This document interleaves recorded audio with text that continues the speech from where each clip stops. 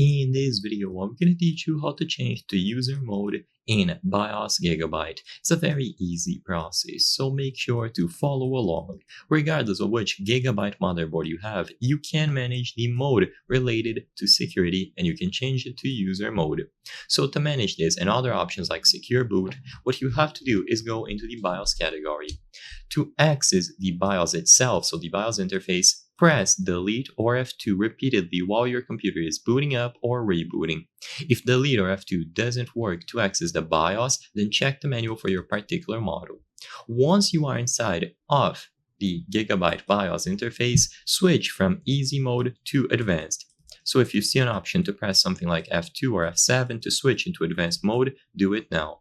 Once you are in this interface, go into the BIOS category, so between system and peripherals, and finally, all the way down at the bottom, you will see the secure boot category.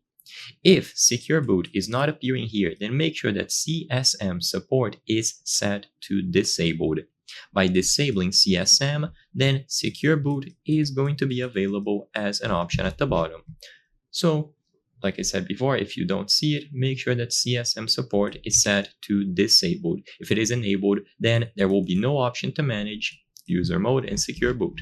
But regardless, once you go inside of secure boot, you will be able to change it.